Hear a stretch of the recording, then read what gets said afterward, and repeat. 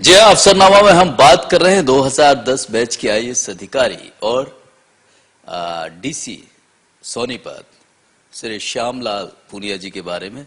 Poonia sir, पहला सवाल यही है, बहुत सारे चैलेंजेस हैं।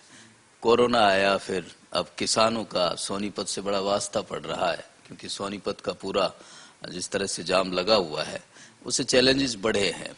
तो किस तरह के ऐसे स्टेप्स आप लोगों ने उठाए, खासकर इंडस्ट्री को लेकर, क्योंकि राय की बात करें, सोनी कुंडले की बात करें, सब में अपना इंडस्ट्री काफी है और किसान आंदोलन से वो प्रभावित हो रही है, उसके लिए क्या कदम उठाए?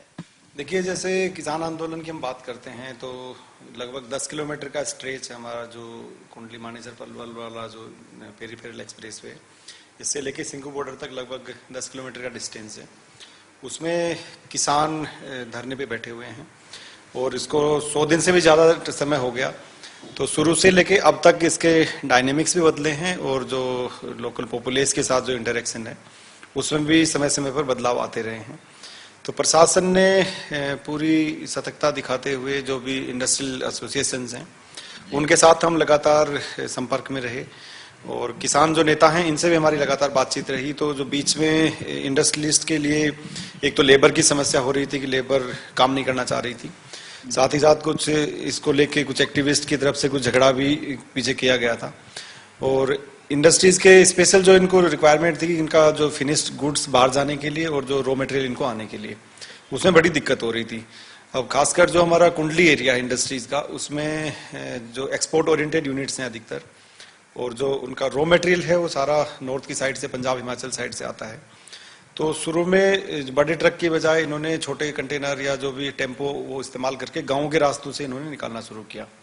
हमारी लगातार इनसे भी बातचीत रही, इन लोगों ने भी किसान नेताओं से बातचीत की, इंडस्ट्रीज के जो नुमाइंदे थे उन्होंने, और ये मीडिएट करके हमने 1 महीने पहले लगभग जो पानीपत की तरफ से दिल्ली जाते हैं तो जो रोंग साइड है ड्रेन नंबर 8 क्रॉस करने तक, वो हमने इनसे रिक्वेस्ट करके वो एक क्लियर करवाया और साथ ही जो रोड मीडियन था उसको वहां से कट करवा के HSIDC में डायरेक्ट एंट्री का प्रावधान हमने करवा दिया। तो अब रात को 10 से 6 बजे तक हैवी व्हीकल्स भी उसमें आ जा रहे हैं और दिन के टाइम में जो इनके पर्सनल व्हीकल्स हो गए और टेम्पो जो गुड्स के कैरियर हैं ये आराम से आ जा रहे हैं। तो अभी काफ़ी इनको सहूलियतें इंडस्ट्रीज को हुई हैं इसमें। फिर भी लगातार यदि कोई छोटे बड़े इनके इशूज हैं तो हमारे SDM लेवल की एक टीम है और DSP स्तर के अधिकारी उसमें, तो वो लगातार उनके संपर्क में है और जो भी उसमें आवश्यकता होती है छोटे बड़े इंटरवेंशन की वो हम करते रहे। ये बड़ी चीज है, क्योंकि बड़ा चैलेंजिंग है इन सारी चीजों को हैंडल करना, जिस तरह से किसान लगातार ये आंदोलन चल रहा है। सर, एक और बात, क्योंकि कोरोना वाला समय हम सभी ने देखा है, पूरे देश ने देखा है, पूरी दुनिया ने देखा है। सोनीपत की बात करें, अब वैक्सीन आ चुकी है, लेकिन अभी भी इसको लेके भ्रांतियां हैं, ये है, शंकाएं हैं कि दिक्कतें हैं। तो वैक्सीनेशन ड्राइव को लेकर खास क्या तैयारियां हैं? देखिए, सोनीपत ने यदि कोरोना की मैं बात करूं तो बहुत बुरा समय भी देखा है और अब तक यदि हमारे टोटल पॉजिटिव केसेस की बात करें तो 15,000 से ज़्यादा ये संक्रमित हो चुके हैं और 15.5 लाख की हमारी जनसंख्या है, उसमें से 3 लाख से ज़्यादा हमने सैंपल कलेक्ट किए और जो CMO की जो टीम्स हैं अलग अलग स्तर पर बनवा के हमने सब डिविजनल स्तर की भी टीमें गठित करवाई इसमें, और कॉन्टैक्ट ट्रेसिंग सेल जो एक सेंट्रलाइज यहाँ पे कमांड एंड कंट्रोल रूम भी हमने सेटअप किया। उसकी वजह से हमें बेहतर कोऑर्डिनेशन मिला और जनसंपर्क भी हमने अच्छे से साधा DIPRO के माध्यम से, अन्य जो मीडिया के जो प्लेटफॉर्म्स हैं सोशल मीडिया का भी हमने उपयोग किया उसमें, और लोगों को हमने जागरूक किया और एक जो एनफोर्समेंट था उसकी तरफ भी हमने काफ़ी काम किया। और तो जो हमारा अच्छी बात यह थी कि जो BPS कानपुर जो हमारा मेडिकल कॉलेज है उससे भी हमें काफ़ी मदद मिली यहाँ होने से, क्योंकि एक टेस्टिंग फैसिलिटी रेडिली अवेलेबल थी हमारे पास। और BPS कानपुर यूनिवर्सिटी हो या अलग अलग जैसे DCRUST और अन्य जो संस्थाएं थी उनसे हमें सहयोग मिला। वहाँ पे हमने कोविड जो केयर सेंटर्स भी वहाँ स्थापित किए और लोगों को प्रोएक्टिव तरीके से जाके हमने फील्ड में भी जो वल्नरेबल जो सेक्शंस थे उनको हमने आइडेंटिफाई किया और टाइमली उनको टेस्ट करवाया और आइसोलेट किया। तो उसका परिणाम ये हुआ कि हमारे केसेज लगातार कम होते गए और एक समय था जब हमारे कम से कम हो गए 18 केसेज हो गए थे पॉजिटिव जिले में। अब आके पिछले एक सप्ताह से फिर से एक इसमें सर्ज आया है और अभी केसेज लगभग 80 को क्रॉस कर गए। तो तो फिर से हमने वापस जो कोऑर्डिनेशन अन्य संस्थाएं थी उनके साथ करके, इवन जो सिविल सोसाइटी को भी हमने अच्छे से इन्वॉल्व किया, तो उनके माध्यम से जब भी ये टीकाकरण की ड्राइव हमारी शुरू हुई, तब से लेके आज तक हमने 45,000 से ज्यादा लोगों को वैक्सीन लगा चुके हैं। उनमें फ्रंटलाइन वर्कर्स भी शामिल हैं, 60 साल से अधिक उम्र के व्यक्ति भी उसमें शामिल हैं, और 45 साल से अधिक आयु और जो 60 के बीच के जो कोमोर्बिड वाले थे, उनको भी हमने ये मार्क करके एक मिशन मोड तरीके से जो 71 लोकेशंस हमारी इन्होंने सेशन साइट हमने प्लान करी, उसमें रेड क्रॉस का भी हमें सहयोग मिला, उसमें हमें लायंस क्लब, जो रोटरी क्लब हो गया, अन्य जो जैसे सेफ इंडिया फाउंडेशन हो गया, और अन्य जो सिविल सोसाइटी ऑर्गेनाइजेशंस थे, उन्होंने भी एक प्रोएक्टिवली आगे आके अपने आप को ऑफर किया, और जो धर्मशाला हो या उनकी लोकेशंस पे हमने कैंप लगाए। लोगों में उनके माध्यम से भ्रांतियां भी हमने काफी हद तक दूर करने में हम सफल रहे हैं।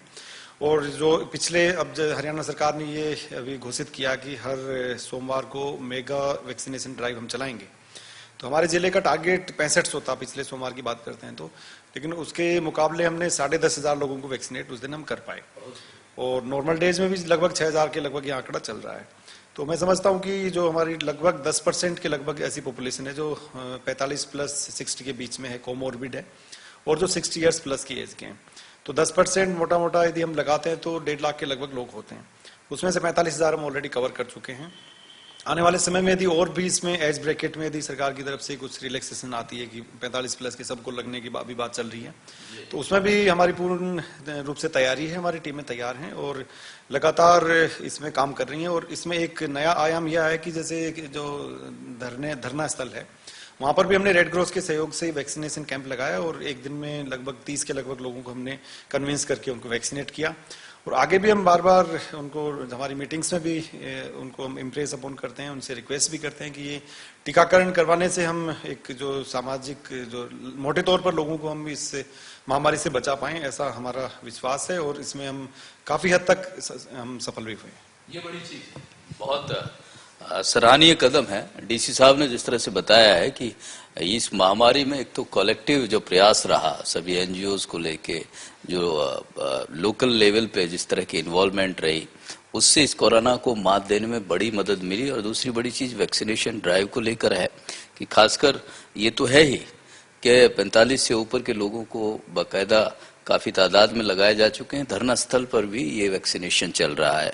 एक और बात सर, बधाई के पात्र हैं सोनीपत, जिस तरह से बेटी बचाओ बेटी पढ़ाओ की मुहिम है, उसमें सोनीपत को बड़ा अच्छा एक तौर पे तीसरे नंबर पर आपको ये अवार्ड मिला है। तो और आगे की स्थिति कैसे सुधरेगी, या और इसमें बेहतर करने का किस तरह से आपने स्ट्रेटेजी बनाई है, रणनीति, और आगे क्या?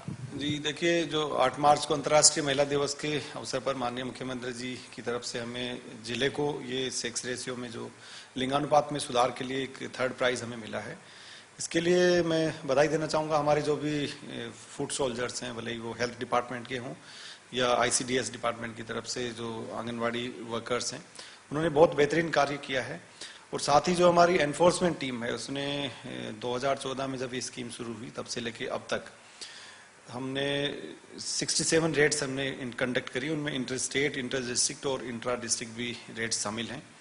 तो इसमें एक बहुत बड़ा अचीवमेंट है। सोनीपत पूरे देश में प्रथम नंबर पर है यदि हम ये PCP-NDT रेड्स की बात करते हैं, उससे भी हमें काफी हद तक ये मिला है। और साथ ही जो लोगों का एक पॉजिटिव माइंड सेट है, जो हमने सिविल सोसाइटी का बात करें या फिर जो समाज के बड़े बुजुर्ग हैं, उनको भी हमने इसमें शामिल करके और एक इसके पॉजिटिव इसका कनोटेशन लेके एक स्कीम का आगे आने वाले समय में हम सोचते हैं कि जिस हिसाब से सारी एजेंसीज हमारे साथ में काम कर रही हैं, तो इसका फ्यूचर हमें ब्राइट नजर आता है। और CSR का भी इसमें काफी सहयोग हमें मिला है। जो केमलाइन करके एक पेंट की इंडस्ट्री हमारे यहाँ पर, उन्होंने एक हमें वैन डोनेट करी, उसको हमने बेटी बचाओ बेटी पढ़ाओ वैन के तौर पे उसको लॉन्च किया, और जिले भर में वो वैन घूम घूम कर स्कीम के बारे में, वन स्टॉप सेंटर जो महिलाओं के लिए है उसके बारे में, और अन्य जो भी बच्चों और महिलाओं के लिए जो न्यूट्रिशन का हो, भले वो हेल्थ का हो या एजुकेशन की उनकी हम बात करते हैं, इनको अलग अलग एक जैसे 15-15 दिन का हम उसमें कैंपेन चलाते हैं। तो कभी लाइब्रेरी ऑन व्हील्स हो गई, कभी मेडिसिन ऑन व्हील्स हो गई, उस हिसाब से हम घर घर उसको लेके जा रहे हैं। साथ ही हमने एक मुहिम चलाई थी कि मेरी बेटी मेरा अभिमान करके। उसमें हमने घरों के आगे जो नाम पट्टी का जो लगती है नेम प्लेट, उसको बेटी के नाम पे हमने लगाने का अभियान शुरू किया था और उसमें काफी हद तक हमें सहयोग भी मिला है। वो इनफैक्ट मैंने अपने घर से उसकी शुरुआत की थी, अपने बेटी की नेम प्लेट लगा के। उसमें काफी पॉजिटिव लोगों का रेस्पॉन्स आया और एक ये छोटी छोटी चीजें हैं जो लोगों को एक मैसेजिंग का काम करती हैं और बेटियां भी बेटों के बराबर हैं। खासकर सोनीपत की यदि बात करते हैं तो स्पोर्ट्स के फील्ड में बेटियों ने बड़ा अच्छा काम किया है, एजुकेशन में भी काम वो बहुत अच्छा कर रही हैं। तो हम चाहते हैं कि उनको और एक आने वाले टाइम में एक बूस्टर की तरह ये जो लोगों का जो एक एनवायरनमेंट जो हम बिल्डअप उसको पॉजिटिव वे में कर पाएं, तो उससे हम समझते हैं आने वाले समय में जो सेक्स रेशियो में और अधिक वृद्धि हमें देखने को मिलेगी और जो बेटा बेटी का जो भेद है वो भी धीरे धीरे करके कम हो रहा है। लोगों की समझ में भी बढ़ोतरी हुई है और लोग इसके बारे में बात भी करने लगे हैं। इवन खासकर जो हमारा महिला वर्ग है वो भी इस चीज को लेके काफी वोकल है कि बेटियों को भी हम समान अधिकार उपलब्ध करना। ये बड़ी चीज है। डीसी साहब ने ये बड़ी शानदार मुहिम शुरू की थी कि बेटी को एक विश्वास, एक कॉन्फिडेंस और दूसरा जो भेदभाव की स्थिति समाज में रहती है वो कम हो। सर, एक सवाल ये कि अब सोनीपत को लेके अगर प्राथमिकताओं की बात करें, ये चैलेंजेस हैं ही और आप बेहतरीन काम कर रहे हैं, लेकिन अब प्रायोरिटीज पे और क्या प्रायोरिटीज हैं?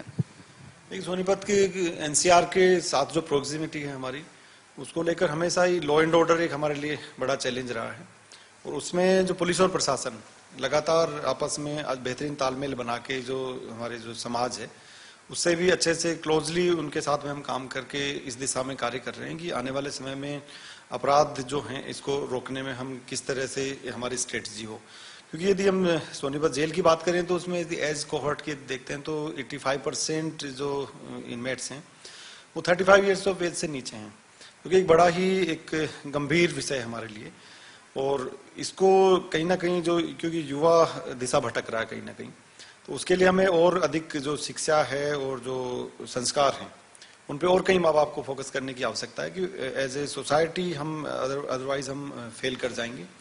तो मैं इसे में यही मेरी एक्सपेक्टेशंस भी है लोगों से। हम बार बार उस पर हर प्लेटफॉर्म से इसकी बात भी करते हैं कि हम बच्चों को अच्छा संस्कारी बनाएं, उनको एक करियर के प्रति एक ओरिएंटेशन उनका शुरू से ही हम यदि मोल्ड कर पाएं तो आने वाला समय हमारे लिए बेहतर हो सकता है। अदरवाइज तो ये जिस हिसाब से जिस दिशा में हम आज बढ़ रहे हैं तो ये बड़ा ही एक भयावह आने वाला समय ये दिखाता है।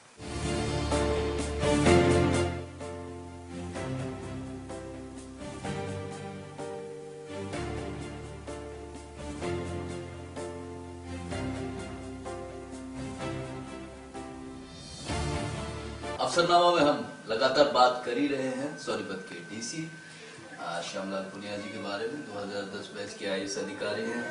मैम सुमन मैम हमारे साथ हैं और यशमीत हैं उनके बेटे।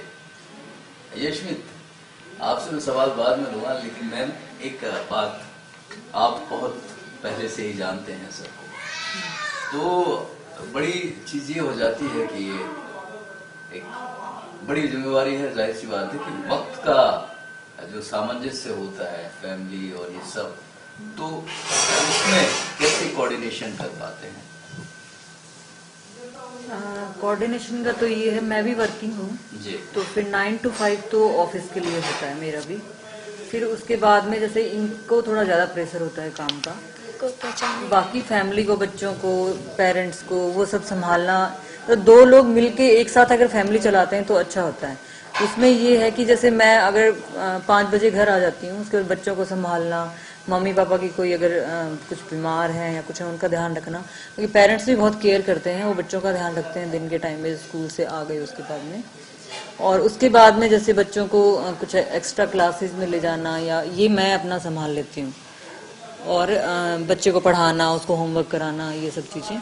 और उसके साथ साथ में मम्मी बहुत हेल्प करती हैं, पापा भी हेल्प करते हैं, बच्चों को जैसे घुमा के पार्क में घुमाने ले जाना, वो सब चीज़ें।